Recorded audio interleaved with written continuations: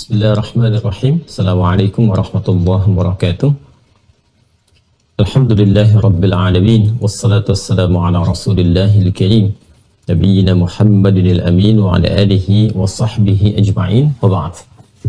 Faya ahbaballahi wa ahbab rasulihi sallallahu alaihi wasallam, usi nafsi wa iyyakum bitaqwallahi faqad fazal muttaqun fala tamutunna illa wa antum muslimun.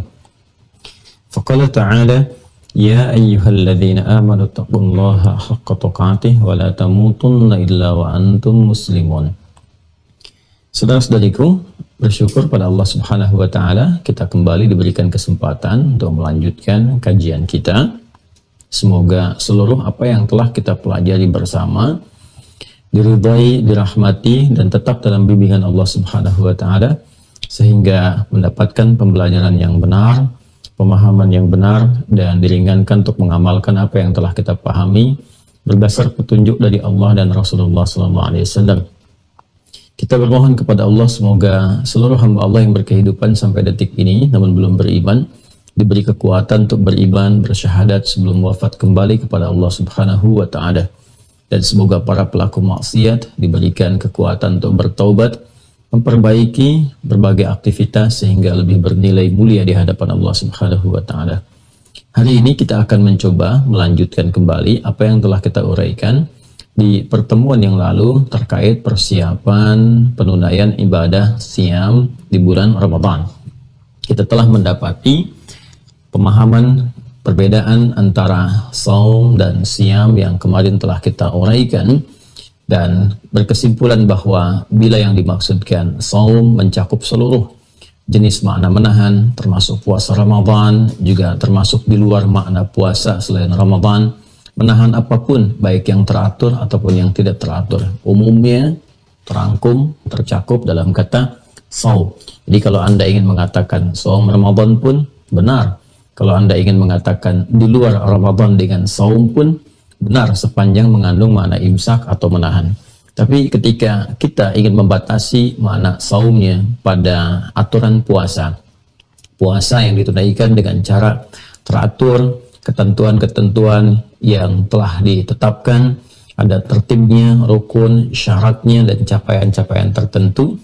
Bila spesifik kita ingin tegaskan tentang makna ini sehingga tidak menimbulkan kesan umum sifatnya tapi harus mengikuti aturannya, maka yang ditampilkan adalah kata siam.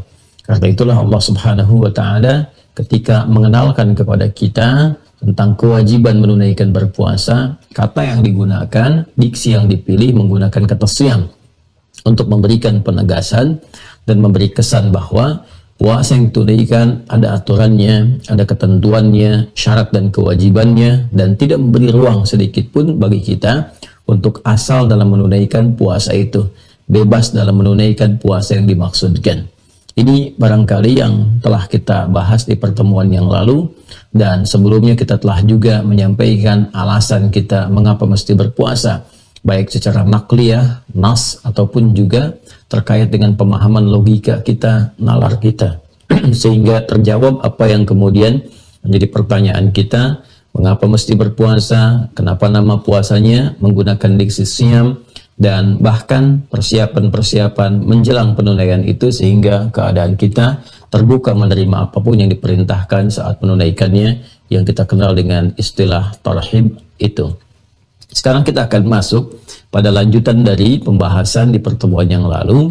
Bila telah terang tentang makna puasanya, kemudian juga dengan hal-hal terkait berkelindan dengan penamaan nama itu, maka kapan waktu menunaikannya? Kapan waktu menunaikannya? Allah Subhanahu wa taala kemudian memberikan keterangan dengan sangat rinci dari mulai waktu yang dihadirkan nama mengenai waktu itu sampai juga penjelasan kapan dimulai start puasanya itu berlangsung ketika waktu yang dimaksudkan itu tiba. Maka diturunkanlah Quran surah ke-2 Al-Baqarah ayat 185, ya. Ya, kita masih dalam rangkaian ya ayat puasa. topiknya kita coba urutkan sehingga sistematika pembahasannya itu lebih runtut ya. Ini yang dimaksudkan. Jadi yang pertama sudah kita selesaikan tentang tarhib. Yang kedua tentang alasan mengapa berpuasa.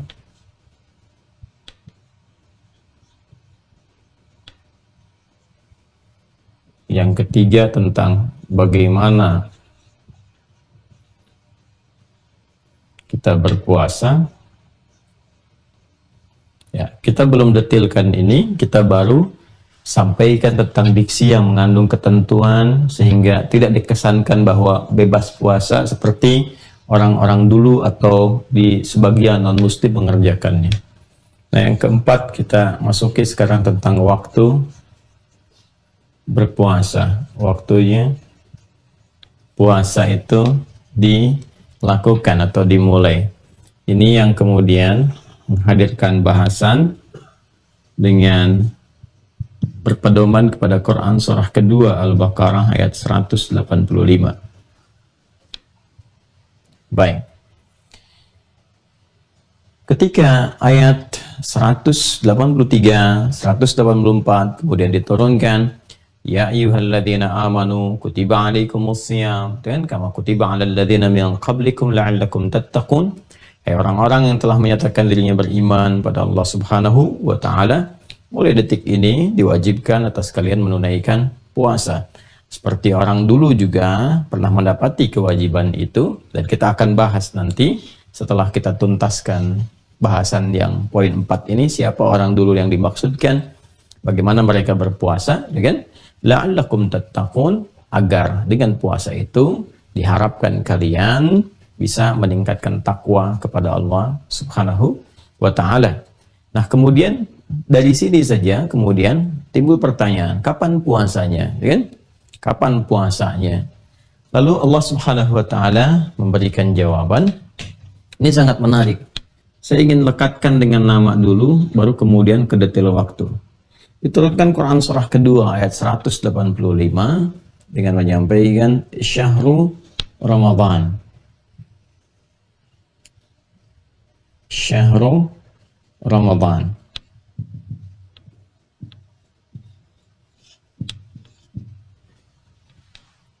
Syahr Ramadan alladzi unzila fihi al-Qur'an hudan lin-nasi wa bayyinatin minal huda wal furqan. Baik. Dan seterusnya ayat. Ini yang saya garisi dulu di sini. Nah, menariknya sebelum sampai ke fase syahr Ramadan ini, lalu diberikan pengantar pendahuluan dulu untuk melapangkan hati dengan ayat 184-nya. Di Quran surah kedua ayat 184. Ya. Saya dahulukan ini untuk memberikan nanti penekanan dalam pembahasan. Tapi kemudian ketika ini saya tampilkan, saya tegaskan kembali ayat 184 untuk memberikan kesan ke lapangan sehingga kita mengerti suasana pada saat ayat ini diturunkan dan bagaimana hikmah syariat memberikan ketentraman dalam menunaikan ibadah. Baik, ketika orang bertanya kapan menunaikan puasanya, kan? Dan kapan ini pasti akan disusul dengan pertanyaan lain. Ya, berapa lama gitu ya? Kalau Anda misalnya diberikan kepada Anda nanti diinfokan nanti kita akan melakukan training, kan? Baik, baru sampai sini, kemudian Anda bertanya, kapan training itu dilakukan? Kapan daurahnya berlangsung? Saya katakan nanti peserta Mira kita akan daurah ya. Anda bertanya kapan Ustaz, gitu kan? Nah, setelah itu Anda akan susulkan berapa lama, gitu kan? Nah, itu selalu secara fitrah akan muncul untuk disampaikan, ditanyakan. Maka dua hal ini nanti oleh Allah Subhanahu wa taala langsung dihadirkan sebelum bahkan banyak orang mempertanyakan untuk memberikan kesan satu kemudahan dan kepastian penunaiannya. Jadi ada pasti waktunya, mudah menunaikannya. Di ayat 184 Allah Subhanahu wa taala memberikan satu keterangan yang sangat indah sekali dengan menyampaikan ayyaman ma'dudat. Ayyaman ma'dudat. Ayyaman ma'dudat. Masya Allah. Dan ini nanti akan jadi fitrah teman-teman sekalian. Ya, ini akan jadi fitrah. Dan menariknya, ini nanti didahulukan untuk memberikan jembatan pemahaman pada waktu penunaian puasa itu yang berlangsung di bulan yang telah ditetapkan, yaitu dengan nama Ramadan, ya, syahrul Ramadan. Ini didahulukan dulu, ayyaman ma'dudat. Ini menarik, Masya Allah. Ada orang bertanya, ya Rasulullah SAW, kan? Kapan puasanya? Berapa lama? Kan? Karena mereka kan baru terbiasa puasa pada masa itu dengan puasa khususnya yang Asyura itu. Ya, terbiasa dengan Asyura, kan cuma sehari itu. Asyura, kemudian Nabi juga terbiasa Senin, kan? Nah, kemudian Kamisnya ada Ayyamul Bid. Ayyamul Bid kan sudah sebelumnya sudah berjalan, gitu kan? Nah, sedangkan ketika ada ayat 183 di surah Al-Baqarah yang sifatnya wajib, ya, bukan pilihan lagi, bukan sunnah lagi, ya, sifatnya sudah wajib, sudah mengikat dengan segala hikmah yang ada di baliknya, gitu kan? Kan segala keistimewaan yang ditampilkan di balik ibadah yang dimaksudkan. Maka mulai banyak penasaran. Allah sampaikan, ya, ketika penasaran itu akan dimunculkan, ini apakah sama waktunya, apakah sama jumlah bilangannya, maka Allah menghadirkan satu diksi, ya, dan membentuk satu keterangan dengan membangun kebiasaan mereka yang berpuasa dulu. Ya, jadi kalau sebelumnya mereka puasa kan di Asyura, gitu kan? Ya, Asyura. Kemudian puasa-puasa yang sifatnya harian-harian terpisah, kan? Nabi membiasakan puasa Senin, ya kan? Ya, Kamis misalnya. Terus ada Ayyamil Bid, Ayyam al-Bid, ya kan? Yang ini sifatnya sehari, ya kan? Jumlah bilangannya ini juga satu hari saja Senin, ini satu hari saja. Ini ada 3 hari, ada ke-13, 14, 15, ya kan? Baik. Jadi ringan ditunaikan cuma sehari, ya kan? Ini pun ringan ditunaikan 1 hari. Ringan ditunaikan 1 hari. Ini pun ringan karena terbiasa kan? Ini 1 berapa? 3 gitu kan? Terbiasa sekali, dikasih 3 kali pun nggak ada masalah. 1 kali, 2 kali, 3 kali, masih bilangan jumlah hari, Maka ketika Allah menghadirkan keterangan waktu penunaian ibadah puasa di bulan Ramadan pun itu dimulainya dengan ayam beberapa hari saja. Kemudian ma'dudat yang terhitung, ya, yang kau bisa hitung. Nah, ini menarik. Kenapa diperkenalkan dengan beberapa hari yang bisa dihitung, ya kan? Hari-hari yang dihitung untuk memberikan kesan kelapangan dalam menerima. Jadi bayangkan kalau orang baru pertama kali menerima langsung misalnya sebulan penuh, ke hati kan tertangkapnya bagaimana tuh? Ya, yang biasanya puasanya cuma sehari, gitu kan? Sehari, 3 hari paling banyak begini, tiba-tiba datang kewajiban sebulan. Ya, jadi diterima dalam hatinya itu agak sulit rasanya menghadirkan kelapangan secara langsung, ya. Tapi bagaimana uslub dalam Al-Quran, gaya bahasa Al-Quran sekaligus juga jalan memberikan hikmah kepada hamba-hamba Allah untuk menerima segala tuntunan syariat dengan lapang. Maka diperkenalkan kalimatnya dengan ayyaman ma'dudat, beberapa hari aja, dan kau nanti akan menghitung. Ini sudah jadi fitrah nih. Makanya orang masuk Ramadan sudah mulai ngitung, ya. Dulu kalau iklan-iklan puasa itu kan tinggal 3 hari lagi, 10 hari lagi tuh, ya, ada iklan pasta gigi, iklan macam-macam tuh, itu selalu di ujungnya ditutup dengan kalimat 20 hari lagi, 10 hari lagi. Emang fitrahnya begitu. Ngitung-ngitung tuh. Nah, ini sudah dikasih kesan. Jadi ayyama beberapa hari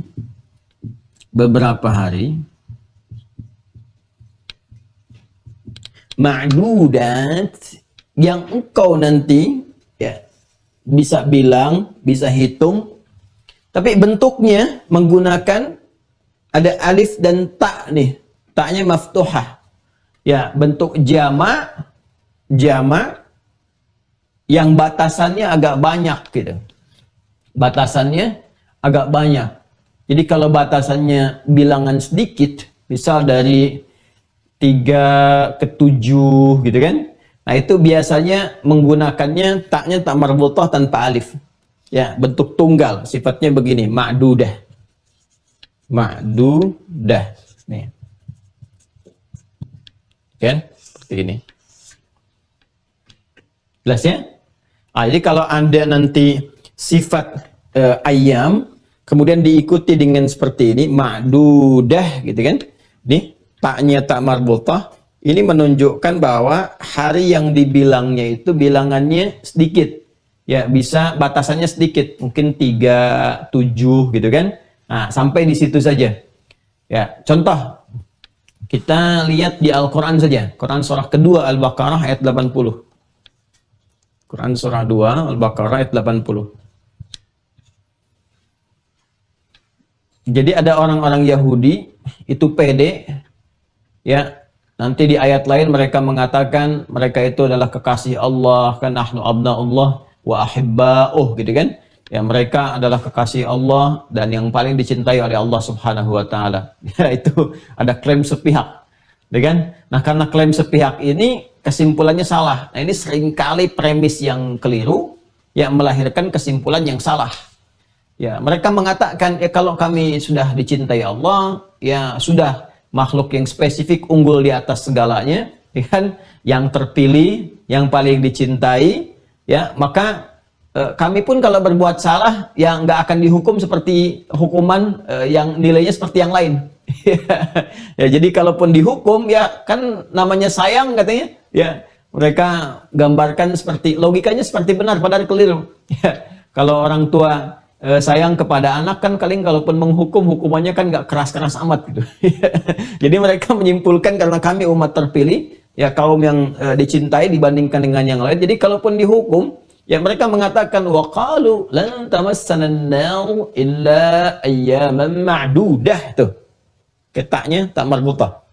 Mereka berkata kalaupun masuk neraka, ya paling-paling beberapa hari lah yang bisa dibilang, yang bisa dihitung, ya kan? Ya waqalu lan tamassana an-nar illa ayyaman ma'dudah. Baik, jadi kalaupun kami masuk neraka, paling-paling sebentar aja katanya cuman bilangan. Nah, itu menggunakan tak marbutah memberi kesan bahwa mereka ya saking pedenya mengatakan ya paling beberapa bilang 3 sampai 7 hari lah gitu. Ya paling. Nah, itu kurang lebih gambarannya tuh. Ya, dan itu nanti dibalas oleh Allah langsung dengan keterangan di Quran surah keempat An-Nisa ayat 56 itu. Ya, yang kalaupun mereka pede merasa sehari, ya, seharinya itu, ya silakan rasakan bagaimana nikmat siksa berada di dalamnya. Jadi kan, innal ladzina kafaru bi ayatina sawfa nuslihim nara. Ya, kullama nadijat juluduhum baddalnahum juludan ghairaha liyadzuqul adzab. Ya, maka siapa yang ingkar terhadap ayat-ayat kami akan ditarik ubun-ubunnya ke neraka. Ya, mereka nantang neraka, dijelaskan nih yang paling ringan aja caranya begini, kata Allah, celupkan. Ya, dicelupkan, kemudian dalam dicelupkan itu hancur semuanya, plus dengan kulit-kulitnya untuk menunjuk indera perasa. Karena kan yang merasakan sakit itu pertama yang paling perasa itu kulit ya. Makanya orang kalau sudah dicambuk sekali sakit dan dicambuk di tempat yang sama, kalau terkelupas kulit berkurang rasa sakit.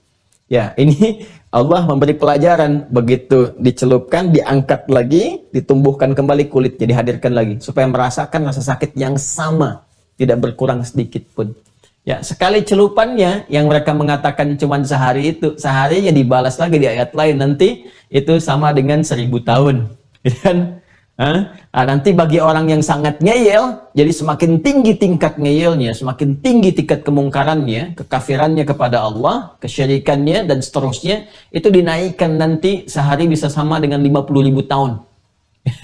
Khamsina alfasana. Makanya nanti ada yang sehari sama dengan 1000 tahun di Al-Quran, ada yang sehari sama dengan 50.000 tahun. Jadi bayangin kalau ada sehari aja 1000 tahun, ya berarti 1 detiknya sama dengan 48 hari.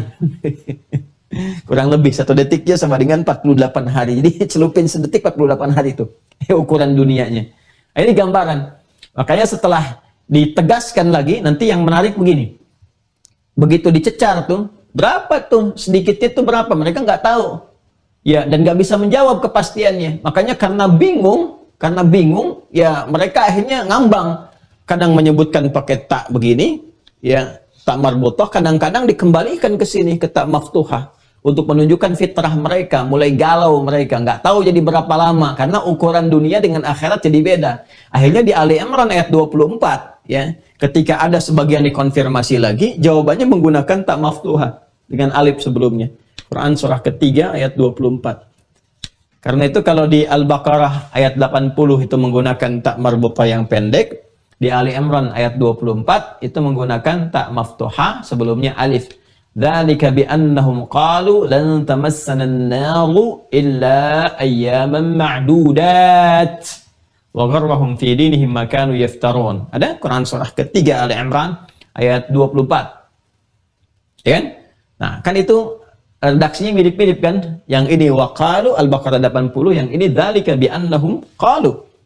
Makanya ini menunjuk pada satu umat yang sama tapi dengan faksi atau kelompok yang berbeda. Jadi ada yang pede ketika dicecar lagi tahu hukum langit dimensinya beda dengan dunia, maka mereka mulai bingung. Ya, jadi mereka nggak bisa menentukan berapa lama, gitu ya. Nah, ini saya ingin kasih gambaran perbedaan antara kalau menggunakan tak marbutah dengan tak maftuhah. Dalam persoalan Ramadan, ketika Allah Subhanahu wa taala memberikan keterangan beberapa hari, ya, di sini sudah memberikan kesan ada kelapangan dalam menerima. Ya. Ketika disifati dengan ma'dudat, memberikan gambaran tidak sama dengan yang biasa kalian kerjakan bilangannya. Nah, ya, kita kembali ke terkait dengan Ramadan. Jadi ketika orang bertanya, ya Rasulullah SAW, kan berapa lama kami menunaikan? Ayyama, kan beberapa hari, gitu kan? Nah, ketika, oh Masya Allah, enak tuh diterimanya. Ma'dudat, tapi beberapa hari ini, nanti kalian hitung-hitung, beda hitungannya dengan yang sebelumnya kalian tunaikan. Ya, kalau yang ini cuma sehari, gitu kan? Ini 1, 2, 3 hari. Baik ya? Nah, jadi ketika sudah mulai keterima beberapa hari, pengantar kepada kata berikutnya akan lebih ringan diterima dibandingkan langsung diberikan satu pernyataan sebulan. Ini kan jelas ya? Nah, jadi kalau di sini bertanya lagi, jadi hitungannya berapa lama beberapa hari itu dari sebelumnya? Baru muncul syahrul Ramadan. Yang kalian tanya-tanya tentang puasa itu kapan, waktunya kapan, berapa lamanya, itu akan mudah untuk dinikmati. Nanti kalian hitung-hitung, tak terasa sampailah syahrun sebulan. Ini nih. Oh, sebulan. Oh, sebulan, gitu kan? Tapi kan udah ringan keterimanya, karena didahului dengan ini. Ayyam ma'dudat. Ya, itulah uslub. Dan ini nanti dalam ilmu dakwah jadi metodologi. Ya, jadi Islam itu memberi jalan untuk meringankan. Makanya orang-orang baru masuk Islam, misalnya ada yang baru masuk Islam, kemudian akan menunaikan kewajiban sholat, itu nggak harus langsung dipaksakan. Ya, ini kamu harus begini, baca begini. Tidak, pelan-pelan dia bertahap sambil dia belajar. Apa yang dia mula kuasai, diberikan bimbingan. Dari mulai berdiri, baru bisa baca bismillah, bismillah aja. Dari berdiri, ruku, sampai sujud, sampai dengan selesai. Sambil belajar terus, ya terus sampai dengan matang. Itu tahapan-tahapan. Ya, nanti banyak babnya. Tapi ini jadi sebuah metodologi, satu metodologi yang memberikan gambaran keringanan di dalam Islam, tapi bukan untuk diringan-ringankan. Jadi yang ditunaikan sama juga. Bilangannya sama, tapi bagaimana cara menyampaikan. Kadang komunikasi itu penting. Ya, komunikasi itu penting. Jadi kalau kita nanti masuk ke teori komunikasi, banyak sekali nanti uslub, gaya bahasa dalam Al-Quran yang memberikan petunjuk kepada kita bagaimana kita mengomunikasikan satu hal sehingga diterima dengan jelas, ya, dengan pilihan kata yang tepat, tapi juga terasa menyenangkan. Dan ilmunya spesifik nanti di balaghah untuk memilih katanya, nanti ilmunya ma'ani, menjelaskan dengan terang, itu namanya bayan, dan menghiasi keterangan itu dengan satu hiasan yang indah sehingga diterima dengan lapang, itu badi'ah namanya.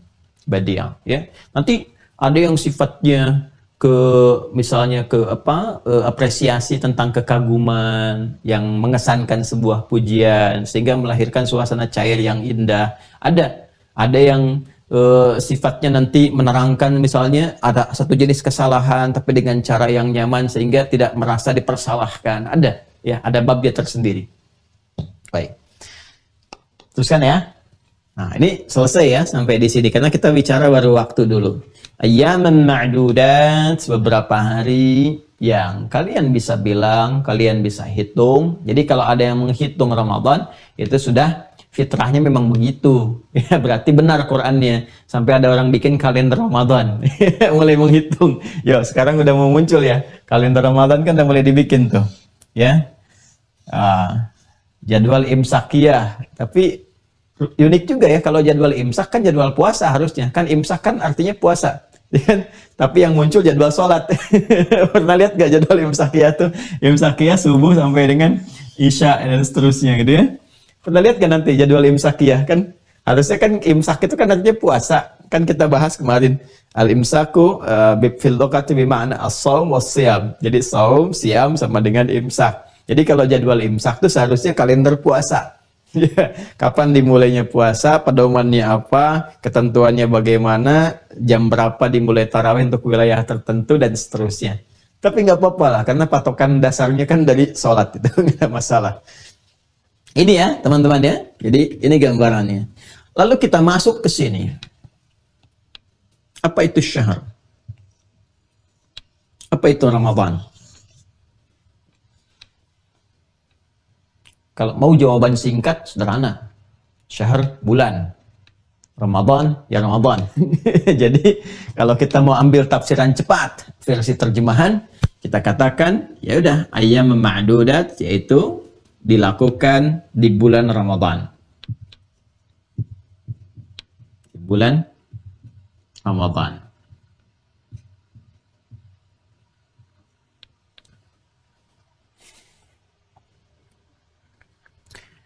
Kenapa bulan di sini yang menunjuk pada perjalanan waktu, akumulasi waktu dari harian pekanan disebut dengan syahr? Ya, Al-Quran itu sangat detail ya ketika menunjuk pada bulan dalam pengertian benda, materi, ya. Itu pun nanti ada diksinya lagi. Kalau bulan umumnya sebagai benda, ya kan? Bagian dari benda langit, ya kan? Itu disebut qamar namanya. Qamarun. Sudah? Misal di Quran surah ke-10 Yunus, 10 Yunus di ayat ke-5.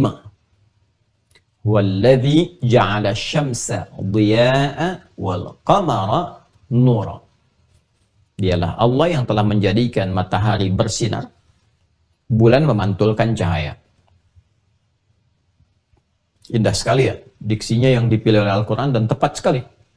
Dialah Allah yang telah menjadikan matahari bersinar, bulan memantulkan cahaya. Jadi begitu dinisbatkan katanya kepada matahari, fungsinya bersinar menggunakan kata dhiya, turunan dari kata dhaw, ya.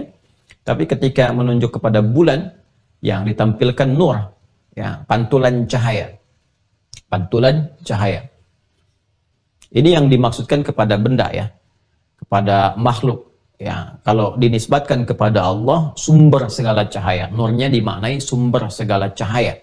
Tapi punya makna memantulkan. Pantulannya masih ada, tapi sifatnya memantulkan dari apa yang hadir dari hamba, maka Allah berikan sinar cahayanya, ya seakan-akan itu memantul dari pancaran ibadah hamba. Itu kiasan, metafor. Agak dalam babnya. Ya, jadi kalau Allah itu nurun ala nur, sumber segala cahaya, tapi cahaya itu diberikan ya bergantung kepada pantulan amalan yang muncul dari hamba. Ya, jadi ketika hambanya sholat, ya kemudian dari situ menghunjam itu ke aras, memantulkan cahaya, turunlah cahaya berupa hidayah, berupa taufik. Karena itu sifat nurnya, itu kan, itu masih ditampilkan dalam bentuk menggunakan diksi nur untuk memberikan kesan bahwa sumber cahaya ini ya akan diberikan kepada kita bergantung kepada pantulan ibadah yang kita tunaikan dalam berkehidupan. Itu makna metafornya. Ya. Sedangkan ini menunjuk kepada benda yang memang hanya menerima pantulan cahaya dari sinar matahari. Kemudian kalau kita lihat berdasarkan penerimaan dari sinar matahari ini, ya, yang kemudian didapat, ya, dari bulan ini, maka kan tidak semua satu fase mendapatkan keseluruhan, ya. Bendanya bulat misalnya, walaupun juga ada yang sudah pernah ke bulan nanti sudah melihat dan mengabarkan kepada kita tentang juga kebenaran yang pentingnya untuk kita, kebenaran yang disampaikan lewat Al-Quran, seperti bulan, ya, pernah terbelah dan sebagainya di surah Al-Qamar, kan, yaqtarabatis sa'atu wansyaqqal qamar, dan sudah dibuktikan memang ada bekas belahan-belahan di bulan itu, ya. Yang ingin saya gambarkan fase-fase terbentuknya pantulan cahaya kepada bulan, sehingga memberikan pantulan kepada kita ketika menerima cahaya dari matahari, gitu kan, dan memantulkan kepada kita berupa optik untuk dilihat, ya, sehingga tampak bulannya terlihat dari bentuk pantulan cahayanya itu saja. Nah, itu kan ada fase-fase, tahapan-tahapannya, ya. Misal ketika terkena keseluruhannya, maka terlihat bulat keseluruhannya, bulat, gitu kan. Ketika terkena bagiannya saja, misalnya, kan, bagian bawahnya, jadi bentuknya seperti sabit yang menghadap ke atas. Nah, seperti ini. Ketika terkena cahayanya hanya bagian atasnya saja, ya, sabit seperti menghadapnya ke bawah, seperti ini. Ya. Ketika terkena bagian sampingnya, ya, terlihatnya seperti ini. Ya. Kadang-kadang nanti terus sampai mau utuh, sampai kemudian utuh kembali, dan seperti ini. Nah, fase-fase ini, ya, yang terkena sinar matahari dipantulkan ke kita, terlihat citranya misalnya, ya, setiap fasenya ini, fase sabit ini, ya, kemudian sabit yang seolah mengarah ke bawah, samping, sampai sebelum penuh, sampai dengan penuh, itu setiap fasenya disebut hilal namanya. Setiap fasenya hilal. Hilal, bentar lagi dicari tuh, ya. Kurang lebih sebulan lagi banyak dicari, ya. Nah, nanti ini setiap fasenya disebut hilal, ya. Makanya ketika di awal Ramadan itu kita menyebutnya hilal awal Ramadan, yang menjadi penanda awal bulan itu tiba, ya. Hilal. Jamaknya gabungan dari semua itu yang menghimpun semua fase. Kalau kita ingin menyebutkan fase 1, 2, 3 terus, ya, keseluruhannya, itu jamaknya disebut dengan ahillah namanya. Ahillah. Kita turunkan ilmunya dulu, ya, supaya paham. Hilal jamaknya ahillah.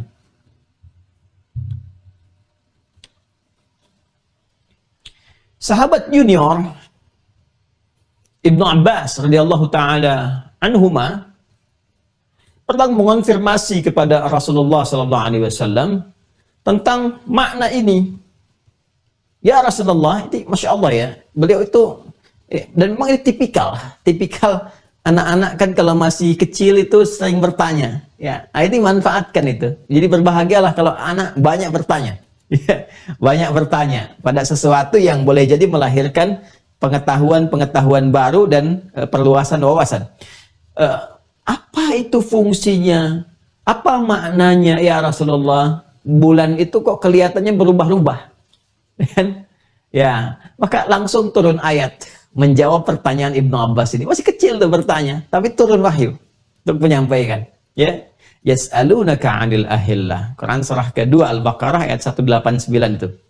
Ya, yas'alunaka 'anil ahillah. Mereka banyak bertanya kepada Muhammad sallallahu alaihi wasallam, ya, mengonfirmasi tentang fase-fase perubahan bulan. Qul hiya mawaqitu lin-nasi wal hajj. Infokan kepada mereka Muhammad sallallahu alaihi wasallam bahwa perubahan-perubahan fase bulan itu bisa dijadikan sebagai acuan untuk penanda atau penetapan waktu.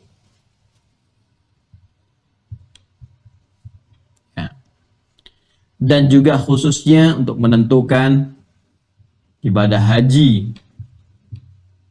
ya, karena yang paling populer, yang viral kan pada masa itu, baik sebelum Nabi Muhammad SAW dilahirkan, kemudian juga berkehidupan, berdakwah dan sebagainya, haji itu sudah viral. Banyak orang sudah ke Mekah dan sebagainya. Maka salah satu cara untuk menetapkan nanti ya proses berlangsungnya haji dan juga waktu-waktu secara umumnya itu bisa mengacu pada keterangan ini. Fase-fase perubahan hilal. Bila yang dimaksudkan adalah pergantian antar bulan ya untuk menetapkan akumulasi waktu, mawaqit ya, mawaqit jamaknya akumulasi waktu.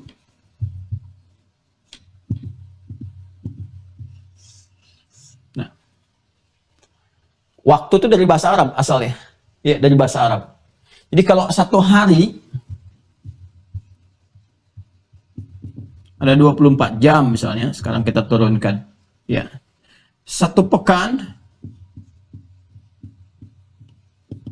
ada 7 hari, misalkan. Nah, kemudian kalau kita turunkan, teman-teman sekalian, satu bulan ada 4 pekan. Nah, ini kan menunjuk waktu nih. Ya, waktu itu dari bahasa Arab, waktu. Ya. Momentum yang mengiringi ya satu kejadian atau perbuatan dilakukan ya waktun ini kan akumulasi nih dalam sehari ya kan, kita kumpulkan lagi sepekan, kita kumpulkan lagi 1 bulan ya. Nah ketika ini diakumulasikan menjadi bentuk ini bulan terus, dan dalam sebulan nanti dalam setahun ada 12 bulan. Ya. Nah, kumpulan-kumpulan akumulasi ini dari waktu ini disebut dengan mawaqit namanya. Jelas ya? Nah, ini dijelaskan nanti dalam Al-Qur'an. Hari ada yaum, dengan terus sampai dengan ke setahun 12 bulan pun ada. Di Quran surah 9 At-Taubah ayat 36. Inna iddatasy syuhuri 'indallahi 12 syahran fi kitabillah. Setahun 12 bulan ini. Jadi kalau Anda ingin menetapkan ya waktu perjalanan berdasarkan bulan, karena ke sini fase-fase perubahan bulan. Jadi yang diambil ini bulannya. Ya, menetapkan awal bulan, mengetahui akhir bulan, pergantian bulan dalam setahun, ya ingin mengetahui perubahan-perubahan dari akumulasi ini diakumulasikan jadi bulan dan mengetahui awal dan akhir bulannya, maka patokannya gunakan ini. Hilal. Perubahan-perubahannya. Jadi Anda bisa tahu. Ya, jadi kalau Anda lihat misalnya ini bulat penuh, disebut dengan badar namanya, bulat penuh, badrun. Ya, wah, bulan purnama misalnya kan dicek. Kalau ini kalau bulat penuh putih kelihatan putih gitu ya dari tempat kita memandang, berarti pertengahan bulan. Kalau 13, tidak 13, 14, 15. Makanya disebut dengan ayyamil bid, hari-hari ketika melihat bulan ke atas itu bulannya putih bersih terlihat. Ya, pada umumnya demikian. Nah, kemudian kalau misalnya lihat sabitnya begini, ini awal bulan. Sabitnya begini, habis, gak ada sama sekali, gak kelihatan, itu akhir bulan. Ya. Jadi kalau Anda ingin menetapkan terkait dengan bulan, ya kan? Kemudian baik awalnya, pertengahannya, akhirnya, dan pergantian dalam setahunnya menunjuk kepada bulan, patokannya ini. Termasuk juga menetapkan awal mula ibadah haji yang memang sudah viral, sudah terbiasa masyarakat menunaikannya. Jadi patokan dalam berkehidupan. Ini ya. Berbeda dengan kalau kita akan menentukan masa-masa dalam hari ini. Kalau kita ingin lihat masa dalam hari, apakah siang ini ataukah nanti malam, ya. Maka yang dijadikan patokan sinar mentari, matahari. Ya. Acuannya matahari ini. Kalau ini untuk bulan, patokannya ini fase-fase perubahan hilal. Tapi kalau sudah masuk kemudian kepada harian, detailnya hari ini siang, kemudian datang malamnya dan seterusnya, maka acuannya ini menggunakan matahari. Ini penting saya sampaikan di awal karena nanti secara teknis detail dalam penunaian ibadah puasa itu kita akan berbicara tentang bagaimana memasuki awal bulan. Nanti ada definisinya sendiri.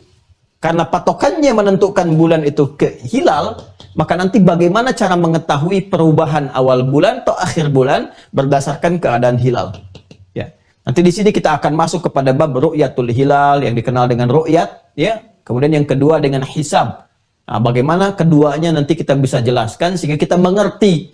Kalau tiap tahun kita dengar ada ru'yat, ada hisab, ada ijtima' dan sebagainya, ini nanti akan kita bahas. Pengantarnya kita sampaikan terlebih dahulu. Tapi kalau akan mulai secara teknisnya kita akan mulai dalam penunaiannya, ya kapan puasanya? Sudah masuk nih bulannya, jelas sudah diketahui. Kapan mulai puasanya? Nah, maka patokannya nanti akan ke sini. Wa kulu washrabu hatta yatabayyana lakumul khaytul abyadu minal khaytil aswadi minal fajr. Cahaya, sinar, ya, yang terkait dengan mentari. Nanti kita akan lihat, ya. Ini pengantarnya dulu. Jadi Al-Quran langsung menjelaskan terkait dengan penunaian hukum-hukum dalam ibadah itu secara sempurna. Sehingga tidak ada ambiguitas lagi, ya, tidak ada kebingungan lagi, atau juga tidak ada nanti tafsir-tafsir yang berlebihan, yang melebihi apa yang telah diterangkan. Jadi di Islam itu jelas semua. Kapan dimulainya, kapan waktunya, apakah siang ataukah malam, kalau pergantian siang ke malam patokannya apa yang digunakan. Kalau pergantian nanti setiap bulan, patokannya apa yang digunakan? Ini awalnya. Ya. Pertanyaan besarnya adalah, kenapa mewakili bulan ini bentuknya menggunakan kata syahr? Akumulasi dari setiap yang terkait dengan waktu yang menunjuk kepada selama sebulan ini, namanya menggunakan syahr. Sedangkan bendanya qamar, kalau bulat badar, perubahan fase-fasenya disebut dengan hilal. Kenapa tidak diberikan dengan nama yang serupa saja, misalnya hilal ini, hilal itu, tapi kemudian katanya menggunakan kata syahr. Ini uniknya dalam bahasa Arab. Ya, kalau kita kan katakan dalam bahasa Indonesia sama saja, itu bulan. Sekarang waktunya bulan apa? Itu bulan, kan? Ya, itu bulan ada di malam hari, kan? Kemudian kalaupun jadi hilal disebutnya sabit, gitu kan? Nah, ini setengah bulan, ini akhir bulan, katanya masih sama bulan. Ya, baik, dalam bahasa Arab tidak. Semua yang ada dilalah, ada penunjukan, sepanjang penekanannya berbeda, diksinya tidak boleh sama. Itu uniknya. Ya, jadi kalau untuk membangun tafsir dan kesan spesifik yang diketahui makna yang disampaikan oleh subjek, bisa dibaca dengan objek kemana arahnya. Oh, ini yang dimaksudkan. Sehingga tidak ada bias makna di dalamnya. Akumulasi ini, waktu selama sebulan disebut dengan syahr. Kata syahr itu mulanya menunjuk kepada sesuatu yang populer. Dikenal. Dicatat.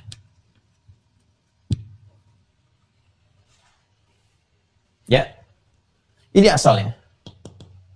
Turunan katanya masyhur. Masyhur itu dari kata syahr. Masyhur. Masyhur. Sudah diserap ke dalam bahasa Indonesia. Ya, oh beliau itu masyhur di sini. Masyhur. Masyhur itu ya dikenal. Populer. Ya kan? Dan tercatat di benak setiap manusia.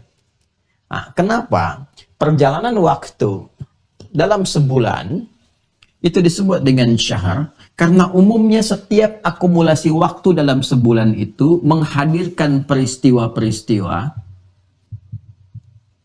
yang kadang-kadang di setiap peristiwa itu ada kesan yang tercatat dalam benak setiap manusia atau pribadi kita, atau bahkan menghadirkan satu momentum yang populer untuk dikenang.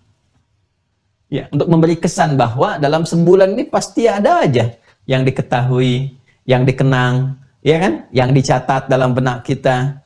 Coba kalau saya tanya, Anda lahir bulan apa? Tuh, ya. Untuk memudahkan kita mengetahui apa yang terjadi pada masa itu, maka kemudian kita kenali dengan mengenali akumulasi waktunya. Bulan apa itu? Oh, saya lahir bulan A, saya lahir bulan B, saya lahir bulan C, kan? Bulan apa sih kemerdekaan Indonesia itu? Bulan Agustus. Ya, untuk memberikan kesan kepada kita bahwa di bulan itu, di antara perjalanan waktunya, akumulasi waktunya, ada sesuatu yang berkesan bagi bangsa ini dan tercatat dalam dokumen negara. Bahkan dokumen masyarakat, bangsa di benak mereka, di benak kita. Ya, tanggal 17, ya kan? Bulan Agustus itu. Ya, kalau mau kita detailnya kayak Ramadan Hijriahnya. Ya kan?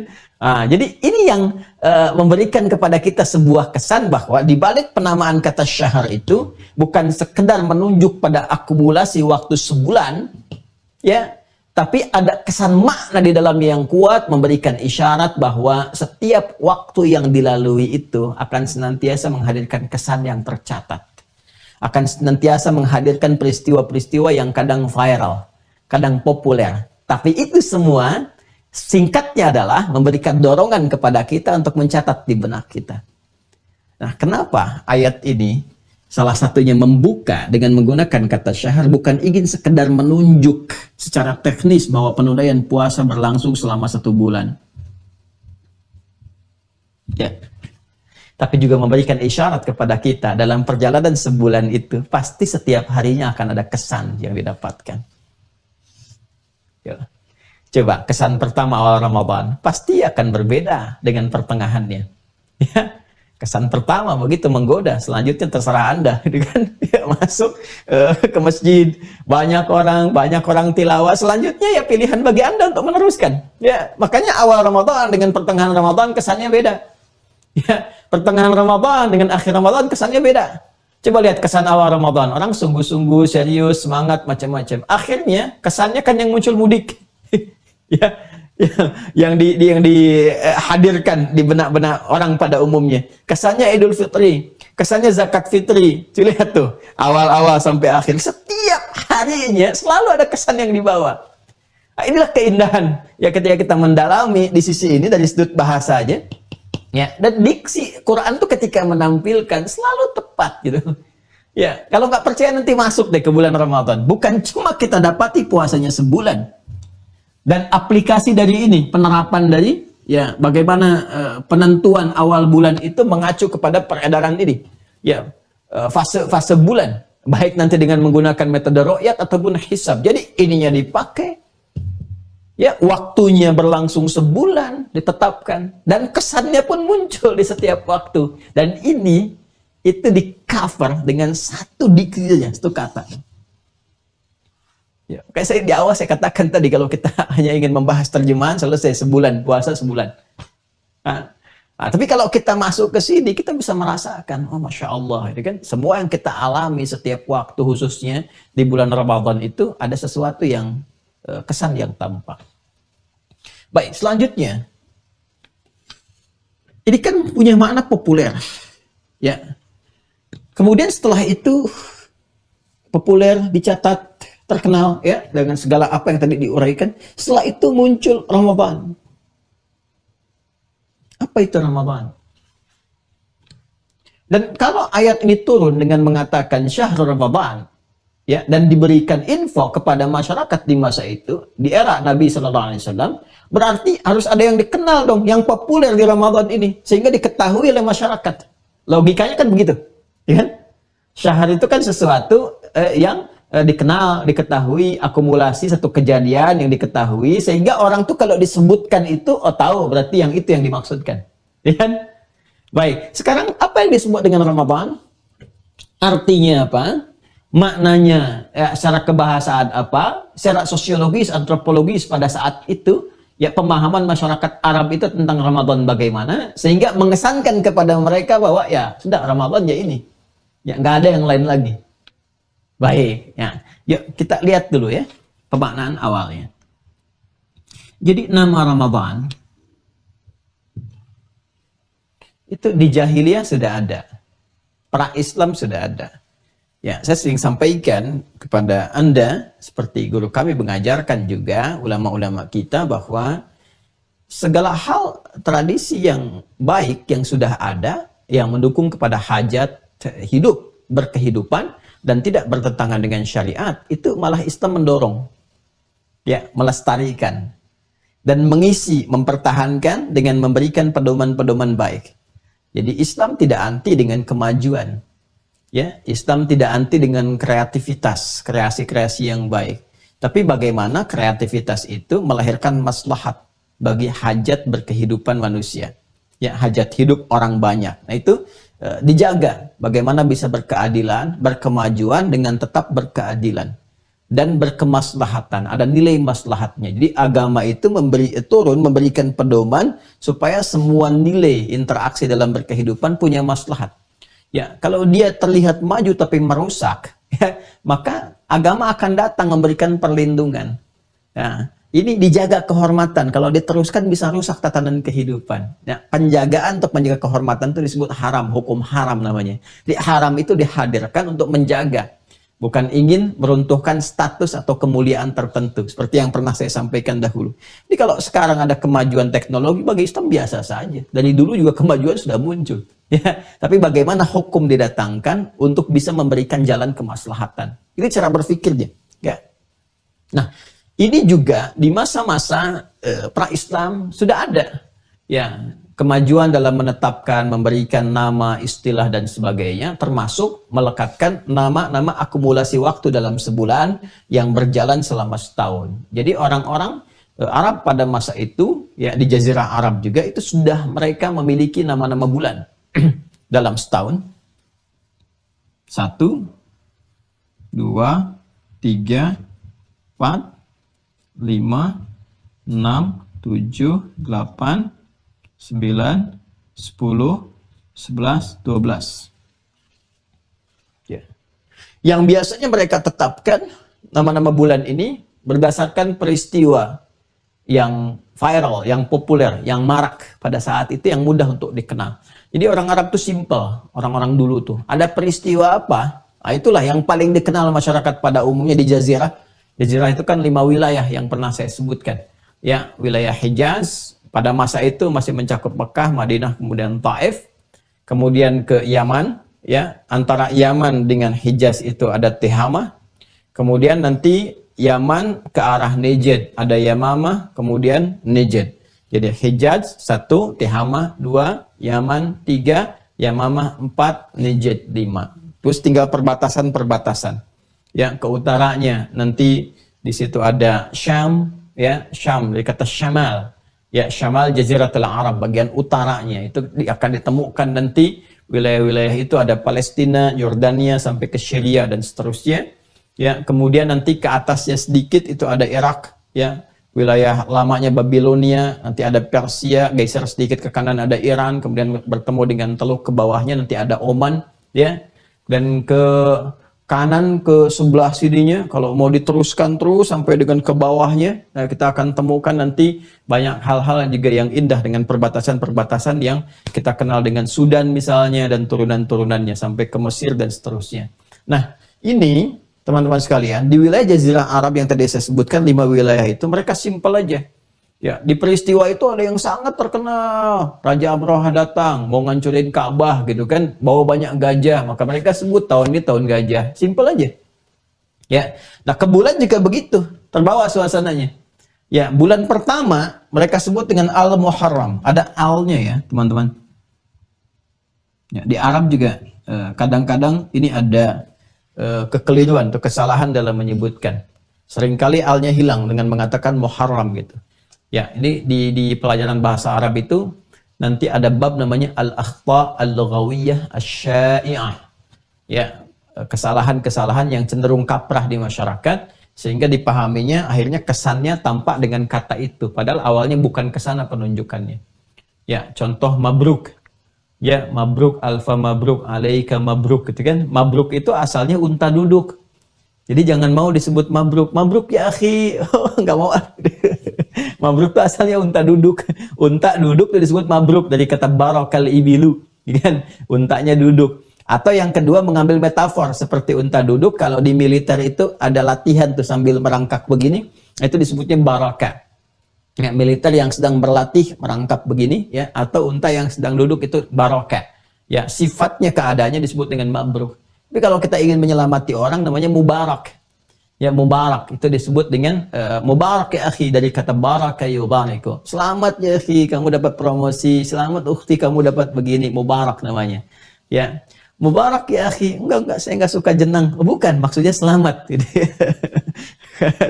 ada nama-nama makanan pakai mubarak gitu ya. Nah, ini sama Muharram juga demikian, pakai al-Muharram. Ya, ini menunjuk kepada waktu. Kalau Muharram, segala yang diharamkan, Muharram. Segala yang diharamkan, Muharram. Hukumnya yang melekat disebut dengan haram namanya. Ya kan? Muharram. Segala yang diharamkan. Ya, mabuk diharamkan. Judi, ya, dan turunan-turunannya itu Muharram. Hukumnya haram. Jelas? Baik, muhrim, orang yang pakai pakaian ihram, yang kalau sudah mengenakan itu, maka diharamkan melakukan tindakan ini, dan seterusnya. Mahram, hubungan erat, yang saking eratnya untuk menjaga kehormatan, dilarang, diharamkan. Terjadinya pernikahan di antara itu. Jelas ya? Nah, ini Muharram menunjuk kepada hal yang diharamkan, yang dilarang, yang tidak boleh dilakukan. Kalau kita ingin memberikan kesan waktu berlangsungnya itu larangan yang dimaksudkan, di waktu itu jaga, jangan mengerjakan hal yang dilarang itu, maka salah satu rumusnya tambahkan al di depannya. Al-Muharram. Ya. Bulan pertama disebut dengan Al-Muharram karena ada momentum pada masa itu yang diwariskan, ya, dari kebiasaan-kebiasaan sebelumnya yang memang Allah telah tetapkan, dan ini secara fitrah memang menunjukkan bahwa ajaran yang murni, yang bersih itu tersambung, ya, nasabnya, sanad ilmunya, ya, sanad keagamaannya itu bersanding dengan nasab keturunannya. Jadi mereka mewariskan, ya, kan selalu mengatakan ini budaya leluhur gitu kan, naik ke atas. Ini pokoknya kalau udah masuk bulan ini nggak boleh berperang. Ya, nggak boleh saling mencela, nggak boleh saling mencaci dan sebagainya. Haram nih, dosa besar. Ini udah kenal dosa tuh, jahiliyah sebetulnya kenal dosa. Jadi mereka mengatakan tahu dari warisan sebelumnya. Ya, ini memberikan kesan bahwa, ya kan, bahwa ada hal-hal yang bening, yang bersih, yang belum tercampur, yang memang dari sebelumnya ada dan dipertahankan. Ya, apa itu? Di antaranya keterangan Allah di Quran surah ke-9 itu. Ya, At-Taubah di ayat yang ke-36 yang tadi saya bacakan. Inna iddatasy syuhuri 'indallahi 12 syahran fi kitabillah yauma khalaqas samawati wal arda minha arba'atun hurum. Ya, jumlah bilangan bulan di sisi Allah itu ada 12 bulan dalam setahun, ya. Sejak Allah menetapkan itu sejak mula menciptakan langit dan bumi, dan dari 12 itu ada 4 bulan hurum. Ada 4 ditetapkan. Lalu Nabi menjelaskan, ya, lewat keterangan yang disampaikan kepada kita melalui sahabat Ibnu Abbas radhiyallahu taala anhuma, dari 4 ini talata mutawaliyat, 3 berurutan, ya. 3 berurutan tuh Dzulqa'dah, Dzulhijjah, bulan 11, bulan 12, bulan 1 Al-Muharram. Yang keempatnya Rajab. Ini Al-Muharram. Karena itu mereka tetapkan bulan pertama Al-Muharram itu untuk memberi kesan dari yang tadi, yang berurutan tadi, ya. Bahwa di sini kita nggak boleh ribut, nggak boleh berperang dulu. Itu mereka yang tiap hari bisa saling cela, saling berperang, ya, dan sebagainya, itu bisa libur dulu sebulan. Yuk. Jadi kalau ada provokasi di bulan Al-Muharram, oh dia mencela tuh, ya, balas, jangan, ntar akhir bulan dibalas tuh. Itu Al-Muharram. Ya. Bulan kedua Safar. Ya. Safar, so good. Safar. Kenapa disebut Safar? Ya. Safar itu ada yang mengatakan dari sifr. Dari 0. Sifrun, 0. Sifrun. Ya. Ada juga yang mengambil dari kata safra. Kuningan. Safra ufaqi'un launuha tasurrun nadhirin, ya. Sudah? Kalau sifrun itu 0, kosong. Safra kekuningan, ya, kuning, kekuningan. Kenapa disebut bulan Safar? Karena umumnya masyarakat pada saat itu, pada umumnya itu banyak yang merantau, banyak yang safar, ya. di surat Al-Quraisy itu, li'ilafi Quraisy ilafihim rihlatasy syita was-saif, gitu kan? Nah, umumnya mereka memulai perjalanan itu pada bulan yang kedua, mulai meninggalkan Mekah, dan meninggalkan tempat-tempat di Hijaz. Ada yang kemudian safar pakai sin, ya. Safar, mereka mulai safar, ada yang ke wilayah Yaman, ada yang ke Syam dan sebagainya. Nabi itu kan pernah ikut kafilah pamannya Abu Talib, ya kan? Ikut, kemudian terus merantau, ikut melihat bagaimana berdagang, tijarah dan sebagainya, ya. Itu biasanya keluar dan dimulainya safar. Jadi mereka begitu keluar, begitu safar pakai sin, safar, ya. Safar, ketika mereka keluar, maka ada kesan yang terbangun seakan-akan Mekah itu kosong. Ya. Ya, ada kalau misalnya ini ada yang hadir taklim 1000 orang. Ya kan? Tiba-tiba misalnya selesai nih taklimnya, ya besok misalnya sudah mulai ada pandemi, ada pembatasan, ya kan? Ada PPKM, ya kan? Pembatasan pengajian dan kegiatan mengaji, misalnya yang terkait dengan taklim, misal ya terkait dengan taklim, ya jangan dipotong ya, itu bahaya. Dipotong, ini terkait dengan taklim. Makanya ini, waduh, masjid kapasitasnya yang biasanya segitu dibatasi, misal cuma 20% saja, maka seakan-akan ini 750 orang nggak ada, yang ada cuma 250, ya.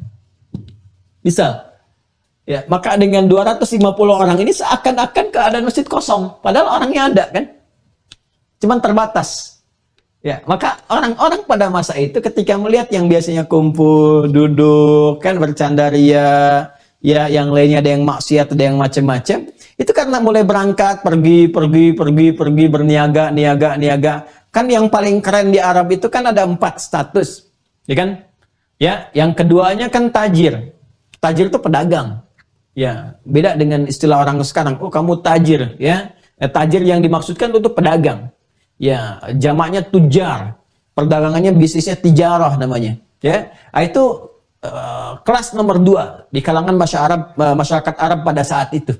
Ya, nomor 1-nya kahin, dukun dan tukang sihir. Sahir, nomor 2-nya tajir, nomor 3-nya syair. Ya, syu'ara. Jadi kalau dia penyair dan sebagainya itu posisi nomor 3. Nah, saya kembali ke sini karena banyak orang safar, banyak pergi-pergi, seakan-akan wilayah itu sifar, kosong. Ya, maka waktunya pada masa itu dikenal dengan safar. Ya. Kemana mereka pergi? Berniaga untuk mencari yang kekuning-kuningan. Emas. Ya, untuk memperbanyak dinar, ya, macam-macam dan seterusnya. Supaya mereka mendapatkan itu semua. Maka tempatnya cenderung kosong. Maka disebut dengan safar. Jelas ya? 3 Rabi' al-Awwal. Rabi' al-Awwal. Awal musim semi. Ya. Musim semi itu tumbuhan mulai muncul.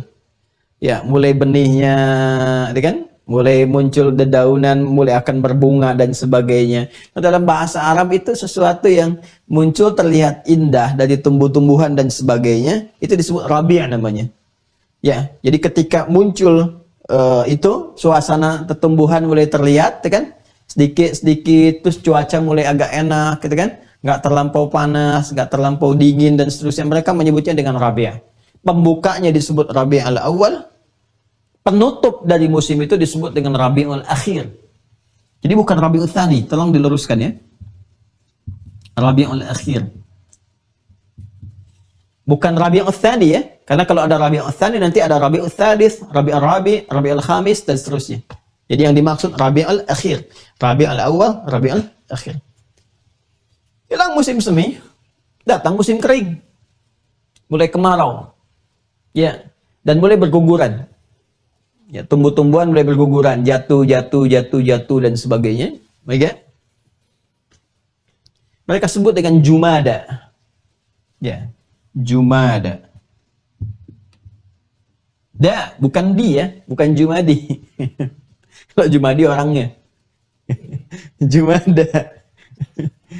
Ya, ini bahasa Arab ya, saya senang terangkan bahasa Arab, bukan bahasa yang lain. Jadi masuk ke sini.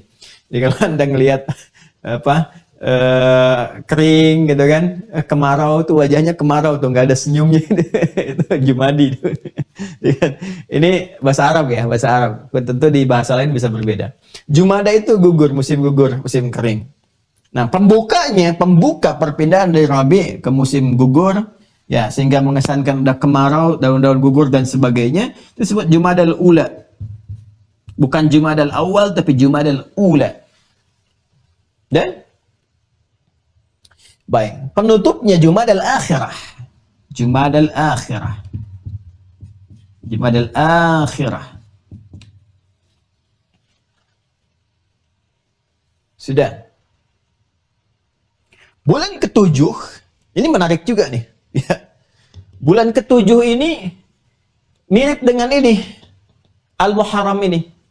Ya, tapi terjadi kesepakatan di antara kabilah-kabilah itu untuk mengagungkan itu, menghormati. Jadi ada satu konsensus di kalangan masyarakat Arab, di sebulan ini kita harus hormati nih, ya, hormati gitu ya, untuk mengingatkan kembali keagungan yang sudah muncul untuk pengharaman di bulan Al-Muharram, kemudian sebelumnya Dzulhijjah, sebelumnya Dzulqa'dah, dan di Rajab ini diagungkan kembali, diingatkan kembali di pertengahan ini, ya.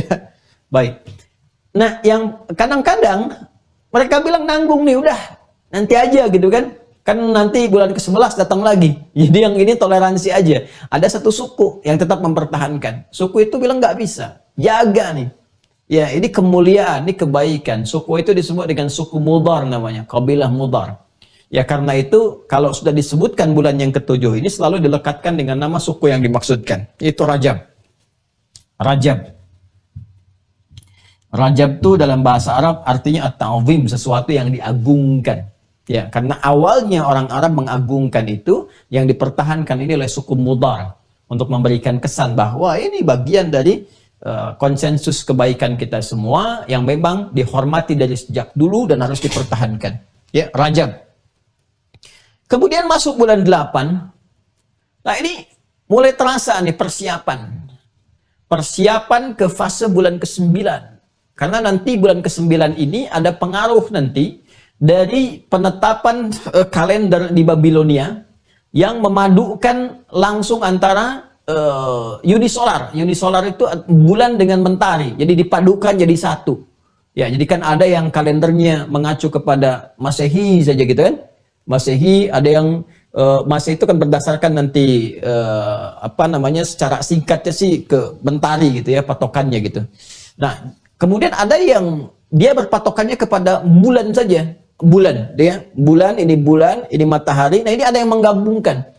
Di antara yang menggabungkan itu metodologinya itu nanti dari masyarakat Babilonia pada masa itu. Babilonia.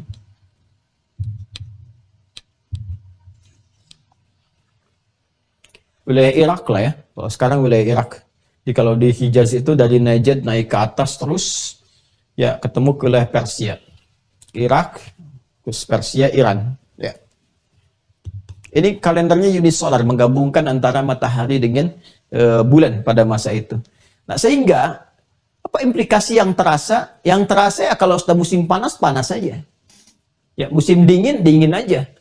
Ya, walaupun nanti ada penetapan yang menggunakan sebagian dari bulan, ya ini untuk menetapkan awalnya pakai bulan.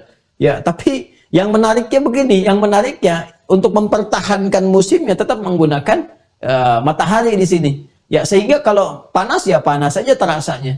Nah, bulan ke-9 itu panasnya terasa pada masa itu. Panas, terik, membakar dan sebagainya. Sehingga kalau sudah panas, terik, membakar itu, mereka harus membutuhkan persiapan sebelumnya. Ya, karena tinggal di lingkungan apa? Rata-rata kan gersang, biwadin ghairi dhi zar'in inda baitikal muharram. Demikian Nabi Ibrahim. Ya, hal pertama yang diungkapkan ketika beliau tawakal kepada Allah dan meninggalkan Ismail alaihissalam atas perintah Allah di tempat yang diberkahi. Ya, di Makkah itu yang tadinya lembah kan, biwadin ghairi dhi zar'in inda baitikal muharram, dekat rumah Allah yang dimuliakan. Itu kan tandus dan sebagainya. Ya, dan sumber-sumber airnya didapati dari apa? Ya, kadang-kadang dari oase-oase tertentu, atau kadang mereka gali sumur juga untuk mendapatkan sumber-sumber air tertentu. Nah, sedangkan ketika masuk bulan ke-9 yang panasnya membakar, terik luar biasa, ya, di masa mereka pada waktu itu awal-awal untuk menetapkan nama itu, ya, maka mereka menyiapkan di bulan ke-8-nya, ya, pengumpulan pasokan-pasokan air. Jadi itu mereka kompak, ya, membentuk komunitas di masyarakat, suku A, suku B, masyarakat A, B, itu bareng-bareng mencari sumber air. Kalau sudah dapat, mereka kumpulkan sebagai persiapan bulan ke-9. Ya, masyarakat yang terpecah, menyebar, terpecah, berkelompok, menyebar, terpecah, itu bahasa Arabnya disebut dengan tasya'ub, tasya'aba ya tasya'abu.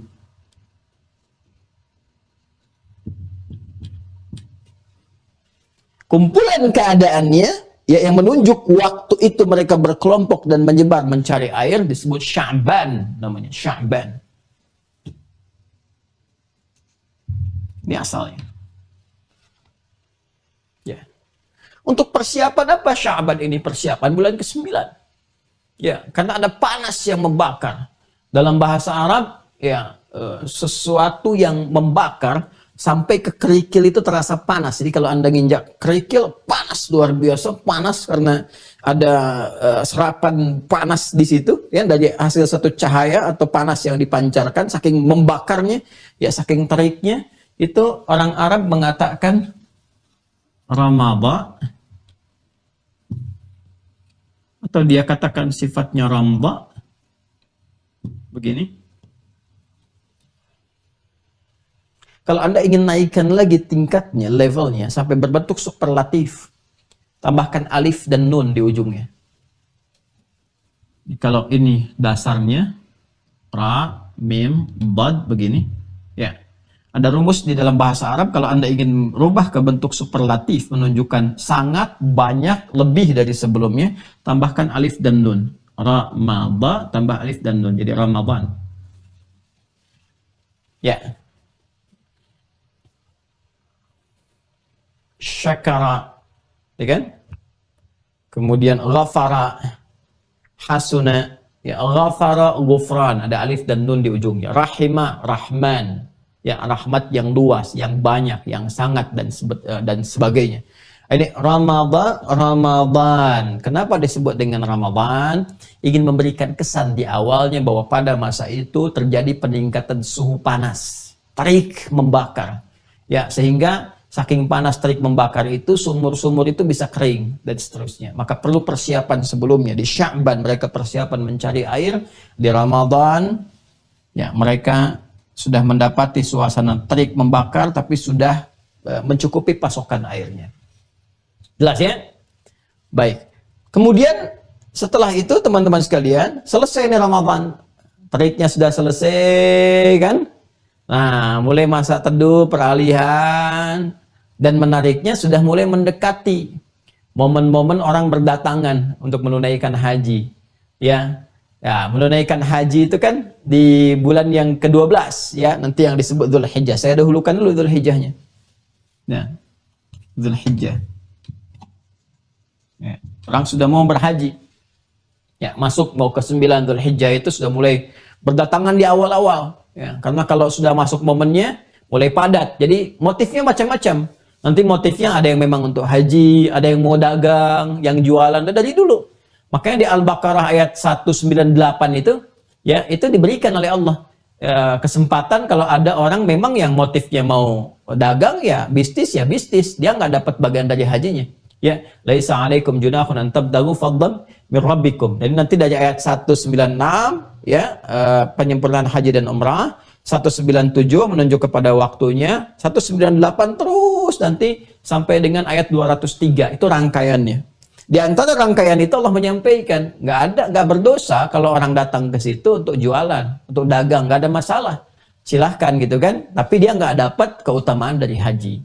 Ya makanya jangan heran kalau ada yang ke Timur Tengah pun, wilayah ke Mekah misalnya, pas musim-musim haji kita dapati ada yang nggak haji, ada yang jualan. Ya, dari awal sudah mempelajari kalimat kosakata dari orang-orang yang berinteraksi. Termasuk jangan salah, saya dulu waktu tugas musim haji itu, ya, itu mendapati sebulan sebelum haji, ya sudah mulai pasang itu. Ya, pasang kios. Itu bukan cuma pasang, nanya-nanya mereka belajar. Ya, ini apa artinya ini? rahis di bahasa Indonesia, murah. Makanya jangan heran ketika datang rombongan sini murah, padahal mahal. Karena saya beli cuma 2 real, begitu jamaah datang 5 real, murah. Saya di hati bilang mahal. Jadi itu gambaran saja itu ya. Ayo teman-teman sekalian, ya. Jadi ada yang demikian. Karena itu untuk persiapan ke sini mereka datang lebih awal. Kapan datang lebih awal? Di bulan ke-10. Ya, saat cuaca mulai enak, mulai tentram, datang mereka. Maka ketika datang banyak orang ke Mekah, datang, jumlah penduduk boleh meningkat. Terjadi peningkatan. Banyak orang. Meningkat dari kuantitas sesuatu ya yang terlihat, yang tidak biasa dari sebelumnya, disebut dengan Syawal namanya. Syawal. Ini asalnya. Di Syawal itu pada asalnya menunjuk pada peningkatan jumlah kuantitas penduduk yang datang ke situ. Ya, ada yang datang baik haji, berkunjung, berniaga dan sebagainya, naik, sehingga naiklah kemudian jumlah penduduk pada masa itu di wilayah sekitaran Mekah dan sekitarannya. Jelas ya? Karena apa? Karena ingin menunaikan ibadah haji nih, dan juga berniaga di bulan ke-12. Karena itu datangnya dari awal. Sampai sekarang pun begitu. Kalau mau haji kan nggak langsung datang di bulan Dzulhijjahnya. Terbayang kalau semua negara datang pas saat Dzulhijjah, ada kemacetan ya di bandara, di jalan-jalan, traffic di pesawat terbangnya dan seterusnya. Makanya dimulainya itu beberapa bulan sebelumnya. Dari sejak Syawal. Itu yang dimaksudkan di Al-Baqarah ayat 197. Al-Hajju Ashhurum Ma'lumat. Puncak haji itu akan diawali datangnya dari bulan-bulan yang telah diketahui dari sejak sebelumnya. Jadi mereka udah tahu berangkatnya kapan, dari Syawal. Ya, makanya Kemenag tuh kalau udah menyiapkan kloter pertama, kloter ini, itu berangkatnya pasti dari Syawal itu. Kalau nggak di pertengahan, akhir Syawal udah mulai berangkat. Ya, supaya nanti ada yang ke Madinah dulu, ada yang ke Mekah dulu, ditata sebaik mungkin. Ya, semoga Allah memudahkan kan dalam masa-masa itu. Nah, karena ini orang sudah mulai banyak merapat ke Mekah. Merapat ke Mekah. Orang-orang yang di Mekah nggak perlu keluar lagi. Karena yang biasa ini ke Yaman, yang Yaman datang. Yang biasa ke Syam, yang Syam datang. Akhirnya mereka memilih duduk-duduk santai. Duduk santai, nunggu orang datang. Ada yang minum kopi, ya, ada yang minum teh macam-macam. Duduk-duduk santai, dalam bahasa Arab disebut Dzulqa'dah. Bukan Qa'dah, bukan kaidah, ya, bukan kangidah. Jadi bukan Dzulqa'dah, bukan Dzulqaidah, bukan Dzulkangidah, tapi Dzulqi'dah. Dzulqi'dah. Kalau Qa'dah, duduk, bangkit lagi. Ini saya duduk ya, gini. Duduk begini. Bangkit lagi, sejenak duduk, terus saya mau nulis lagi. Nah, itu Qa'dah namanya. Ya, jadi sekilas saja. Seperti jalsah dan jilsah, gitu kan? Tapi kalau menggunakan harakat kasrah, Qa'dah itu santai sifatnya. Ya, santai sambil minum teh misalnya, atau sambil minum kopi dan sebagainya, itu Dzulqa'dah. Nah, ini asalnya. Jadi, pra-Islam itu sudah ada nama-nama ini. Jelas ya? Nah, qadar Allah, ini kan berputar tuh, terus. Berputar. Dan ketika masa Islam itu, penunjukkan kepada aspek-aspek ibadah, ditempatkan sesuai porsinya. Jadi kalau harian, sholat tuh, ya, yang pokok, lihat bagaimana matahari. Ya, bayangan, tanam tongkat, kata Nabi. Lihat, seperti apa bayangannya. Jadi yang jadikan patokan, matahari. Ketika masuk kepada ibadah-ibadah yang menghadirkan akumulasi waktu bulanan, lihat hilal, lihat bulan, bagaimana perjalanannya, ya, bagaimana keadaannya dan seterusnya. Nah, karena sudah masuk masa Islam, yang paling menarik adalah nama ini dipertahankan. Dipertahankan. Ya, diikutkan ini, ya, pada penanggalan-penanggalan dan jadi patokan. Nah, ketika ayat perintah puasa Al-Baqarah 183 seperti pernah saya terangkan, turunnya di bulan Sya'ban, bulan ke-8, ya, bulan ke-8 untuk memberikan kesan persiapan dan seterusnya, maka dijelaskan kapan mulai berlakunya perintah itu. Dengan turunnya Al-Baqarah 185, Allah menerangkan yang kalian ketahui dengan Ramadan itu, yang sudah viral, Ramadan. Pokoknya mereka dari peristiwa, udah lama ini, sebelum masa Islam, udah diketahui. Pokoknya yang pertama Al-Muharram, kedua ini, ketiga ini, sampai dengan yang terakhir, Dzulhijjah. Walaupun karena sudah menggunakan ini, patokan ke bulan itu, sudah berganti makna. Jadi boleh jadi Ramadannya sudah bukan di musim panas lagi, kan? Kemudian juga Al-Muharramnya bisa bergeser ini setiap waktu, karena kan hikmah dari penanggalan mengacu kepada bulan, ya, dalam peristiwa bulanan itu memberikan setiap keadaan itu bisa berubah sesuai dengan keadaan masa-masa yang berada di dalamnya. Jadi kalau misalnya Ramadan awalnya punya kesan waktu itu bulannya bulan panas dan sebagainya, kalau mengacu kepada penanggalan tadi yang disusun oleh masyarakat di Babilonia, tapi ketika kembali kepada masa-masa penetapan sesuai dengan Al-Quran, hikmahnya apa?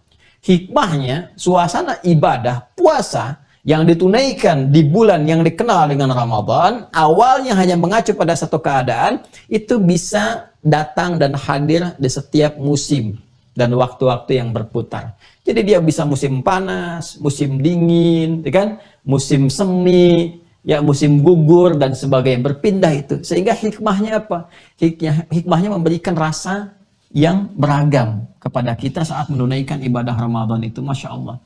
Ya.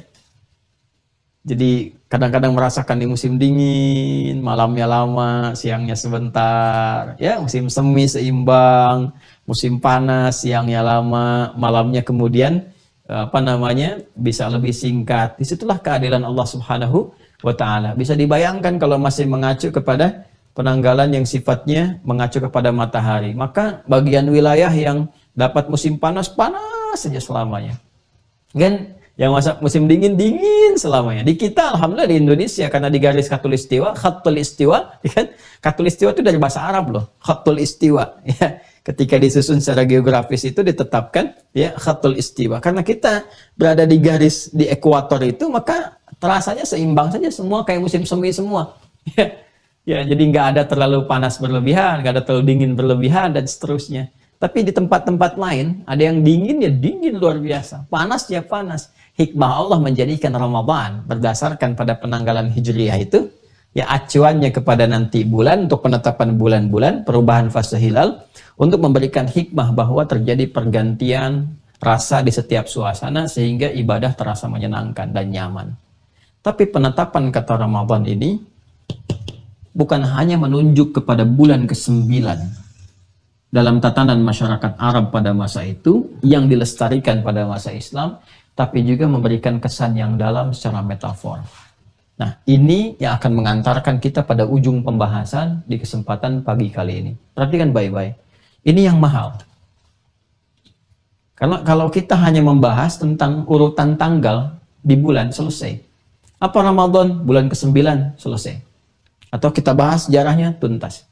Tapi harus sampai ke metafornya, sehingga kita mendapatkan hikmah kenapa Islam pertahankan.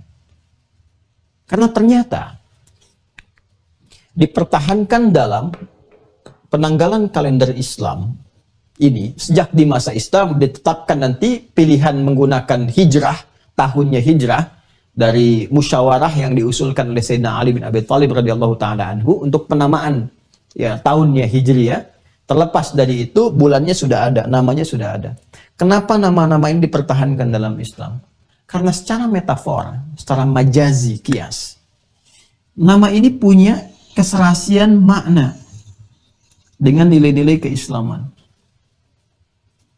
Ya, ini bukan otak-atik, ya, bukan ilmu otak-atik, tapi ada dasar nanti yang bisa kita lihat. Ya, secara hikmah, mari kita lihat secara hikmah. Al-Muharram itu waktu tadi, ya, secara makna tadi kebahasaan, waktu dimulainya untuk berlatih meninggalkan segala yang dilarang, yang diharamkan. Jadi kalau seseorang sudah mulai bisa berlatih meninggalkan yang dilarang, mata tinggalkan dari yang buruk-buruk yang dilarang untuk dilihat, sampai ke ujung kaki, berlatih. Makanya yang tercepatkan dengan berpuasa. Ya, karena itu disunahkan puasa di bulan-bulan hurum, kan? Al-Muharram. Dibiasakan meninggalkan yang dilarang, maka apa yang terjadi? Maka yang kotor-kotor akan mulai hilang dari dalam diri kita. Ya, orang kalau sudah terbiasa berbuat soleh dan meninggalkan yang salah, maka yang salah akan mulai hilang. mengikis, tereduksi, hilang, ya, sampai tiada sama sekali. Yang muncul yang baik-baiknya, jiwa takwanya. Maka kalau yang baik sudah dimunculkan, kemudian terbiasa meninggalkan yang dilarang akan hilang dalam diri kita. Kosong. Kosong itu bahasa Arabnya sifr. Kalau sudah kosong, yang salahnya sudah hilang, sudah tipis. Fokus ya, ini mahal sekali nih. Kalau sudah tipis, hilang, yang salahnya, yang solehnya ini potensinya sudah ada terkumpul semua, maka mulai tumbuh kebaikan-kebaikan. Orang kalau kesalahannya, pulsa salahnya itu hilang, ditekan. Tinggal yang baiknya, jujurnya yang ada, dustanya ditekan. Tawaduknya yang muncul, sombongnya ditekan. Maka ini cenderung akan memberikan sinyal positif kepada tubuh untuk bersikap yang mulia. Maka tumbuhlah kemudian bunga-bunga kebaikan. Ya, tumbuh tampilan-tampilan indah. Rabiul Awal. Yang terus akan nampak dalam kehidupan sampai berakhir. Rabiul Akhir. Ya. Tapi jangan sombong. Jangan merasa kalau sudah baik itu akan baik terus. Karena masih ada setan menggoda. Ada was-was dan seterusnya. Sehingga berpotensi terjatuh. Bisa gugur ini. Kebaikan-kebaikan ini kalau disertai dengan ria. Muncul lagi. Tidak waspada, terpeleset lagi. Banyak orang baik terpeleset. Ya, karena faktor-faktor tertentu. Tidak sedikit juga menimpa kepada misalnya ustadz dan sebagainya. Ya, ada godaan popularitas, godaan material dan sebagainya, jabatan, hadiah dan seterusnya. Itu bisa menggugurkan niat-niat baik, bahkan amal-amal baik. Bisa jumada tuh. Sejumada. Dan kalau dipertahankan bisa bahaya. Ya.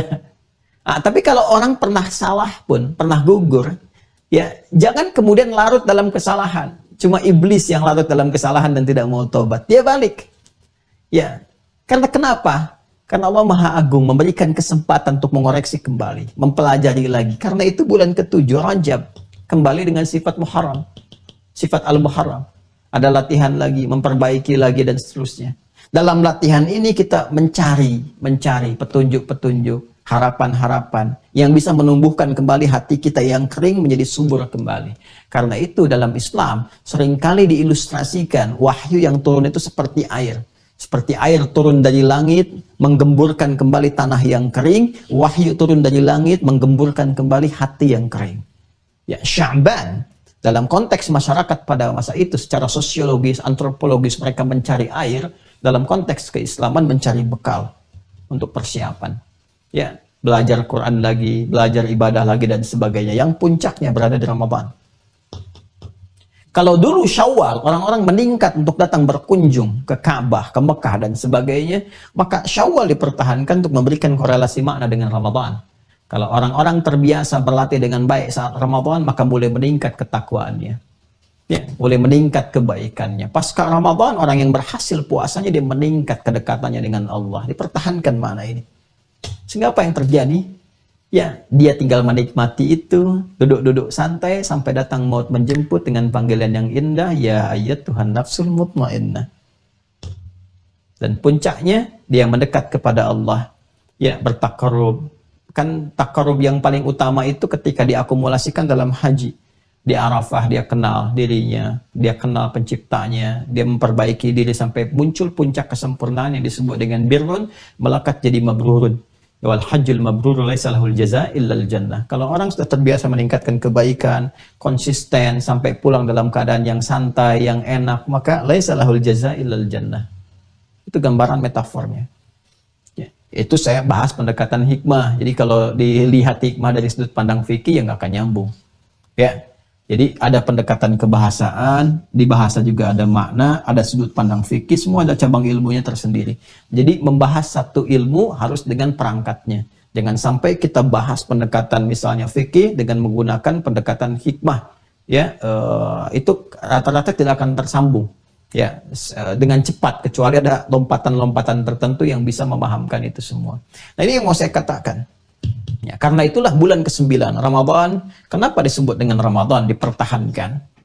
Ya, bukan sekedar maknanya membakar, ya, terik dan sebagainya. Karena saat berlatih di bulan Ramadan ini, kalau benar latihannya, ya, maka Allah berikan anugerah, sinar darinya, nur, ya, sinar darinya yang saking terangnya sinar itu bisa membakar, saking teriknya bisa membakar dosa-dosa yang pernah dikumpulkan sehingga gugur itu dalam kehidupan kita.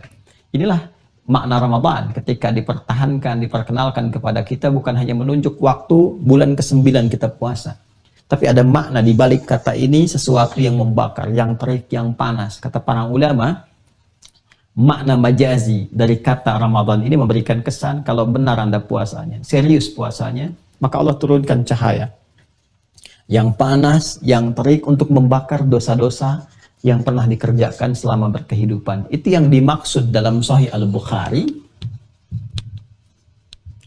Ya. Kalau di Kitabul Iman nomor hadis yang ke-38. Ya, ketika Nabi menyampaikan man shama ramadhana imanan wahtisaban ghufira lahu ma taqaddama min dhanbih. Siapapun, laki-laki, perempuan, tua, muda, besar, kecil, sepanjang memenuhi prasyarat dengan syarat-syarat terkait dengan penunaian Ramadan, dia menunaikan puasa Ramadan dengan keimanan, keyakinan yang kuat, wahtisaban, dan kesungguhan, keseriusan untuk beramal, sungguh-sungguh serius dikerjakan karena Allah, maka dia berpotensi mendapatkan anugerah ghufira lahu ma taqaddama min dhanbih.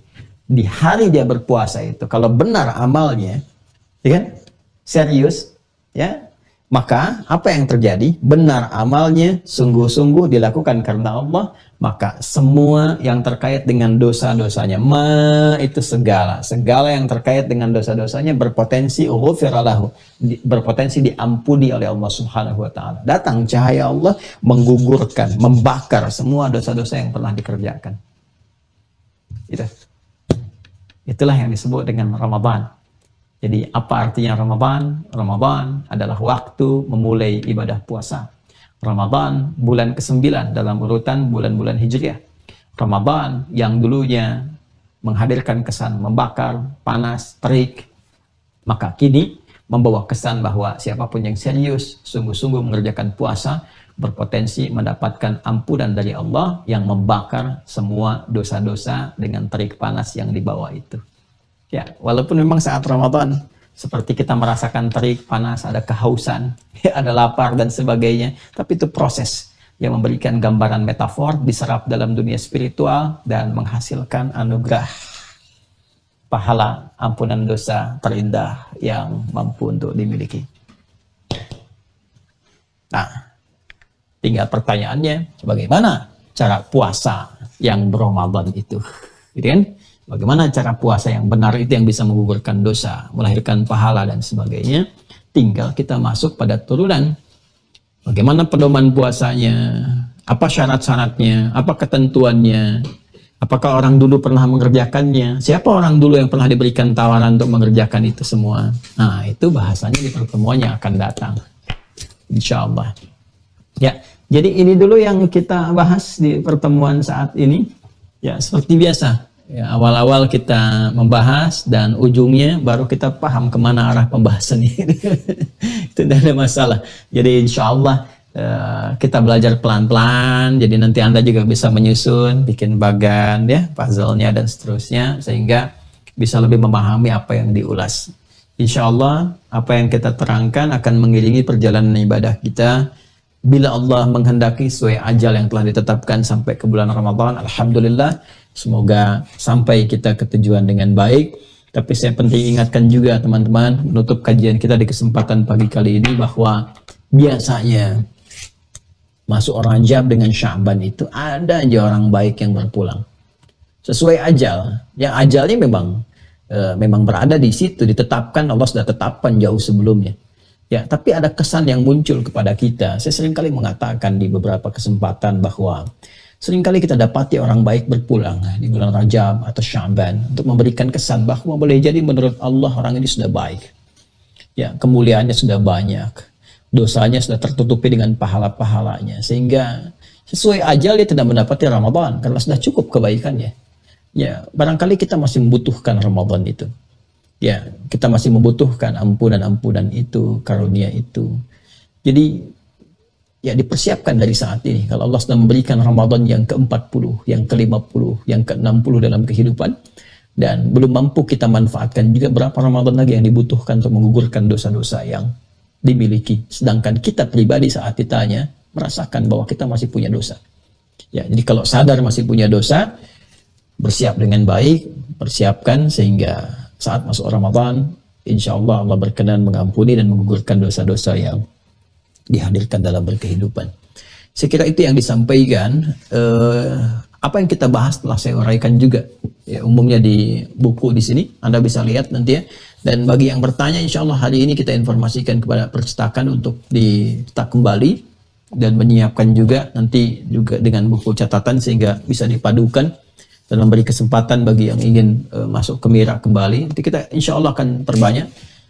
Kami kabarkan berapa lama kira-kira bisa dicetak, nanti dihadirkan sebelum Ramadan tiba, mungkin akhir bulan ini bisa selesai sehingga ada masa sebulan untuk ke Ramadan untuk menambah menguatkan apa yang kita kaji.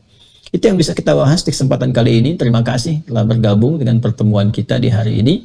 Semoga Allah berkahi, dan juga saya infokan sebagai penguat dari yang kemarin, kita akan mencoba untuk memulai, ya mohon doanya dari teman-teman untuk proses pesantren Mira, dan mudah-mudahan bisa berjalan sesuai dengan rencana.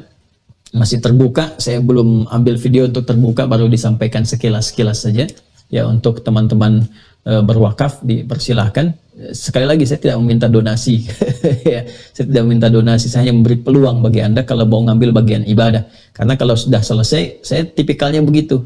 Saya nggak pernah minta silahkan infak, tidak. Saya nggak pernah minta begitu. Biasanya kalau ada yang kita bisa tutupi, saya selesaikan sendiri. Tapi kalau misalnya ada, dengan izin Allah, kalau ada yang bisa dibagi, kita sampaikan. Nanti kalau sudah selesai itu ya sudah, kita tutup. Udah ya, nanti silahkan yang lain saja bisa diarahkan untuk dibantu dan sebagainya. Ini masih ada peluang.